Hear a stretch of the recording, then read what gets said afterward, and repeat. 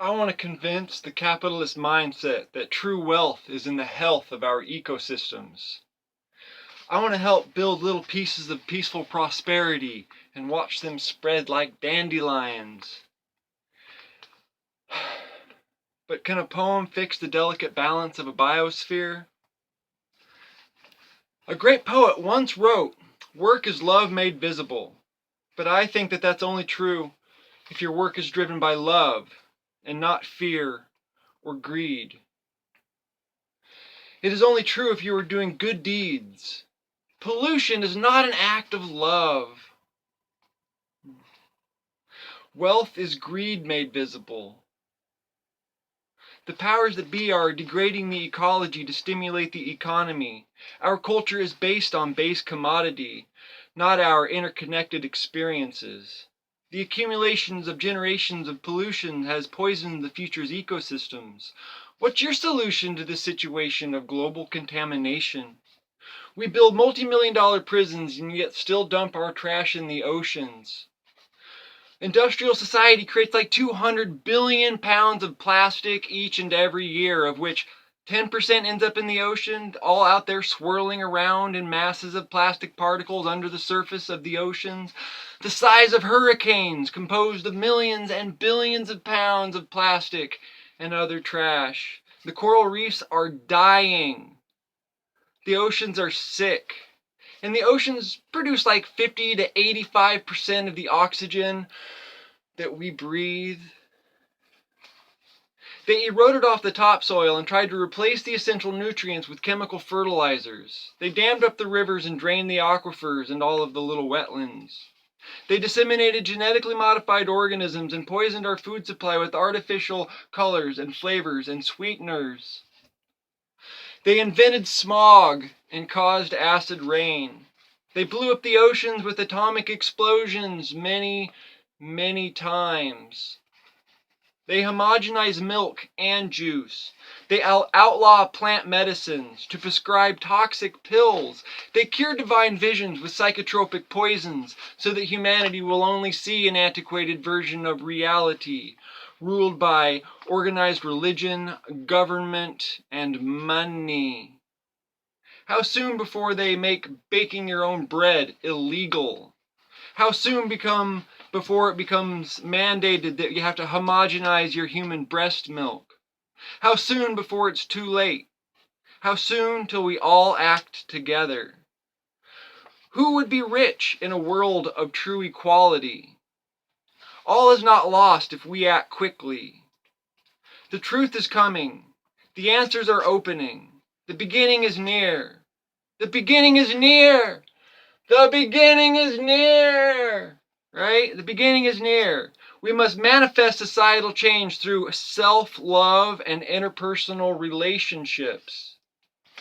We must collectively craft a new paradigm. We must collaborate and cross-pollinate all of our political projects. We must utilize appropriate technologies, and we must plant the seeds of simplicity in order to cultivate peaceful prosperity.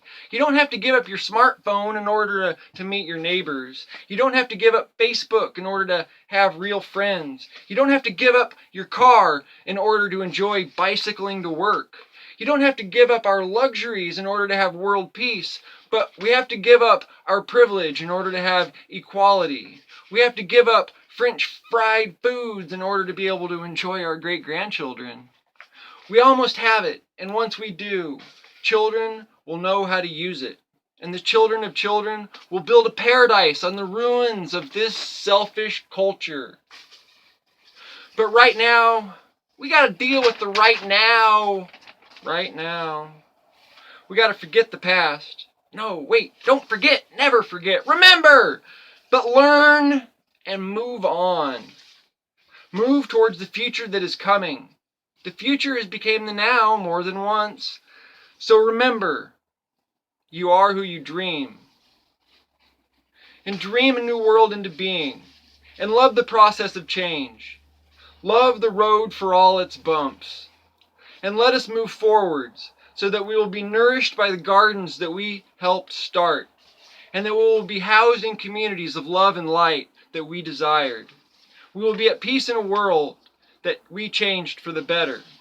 So eat dinners with your neighbors, grow your own gardens, make your own sprouted bread, feed your own chickens, make your own music, mend your own clothes, sew on bright-colored patches, maybe some pockets, play with and teach your own kids, paint your own house maybe, work less, spend less, buy less, waste less, pollute less, hate less, love more, nap more, stretch more, eat more healthy, live more simply, live more fully, live more freely, dance more often, work and play, celebrate and sleep in, live and then die, and not kill, not conquer, not pollute.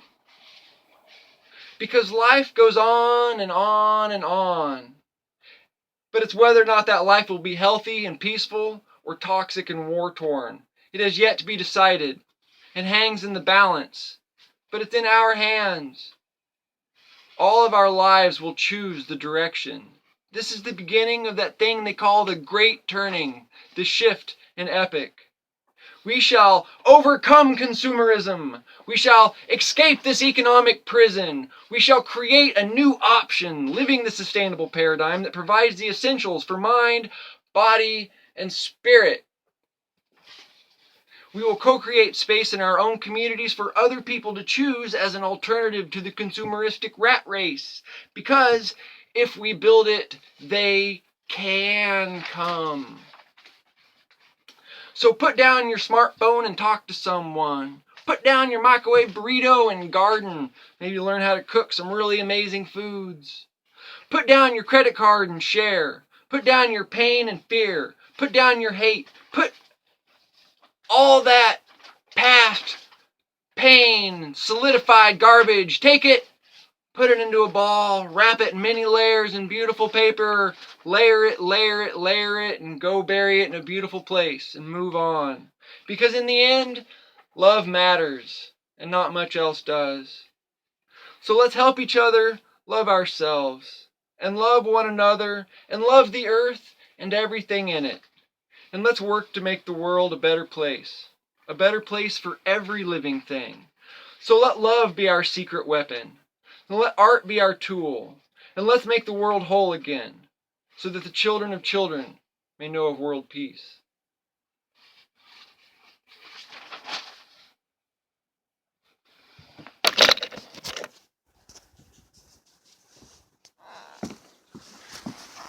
Because every one of your neighbors is beautiful.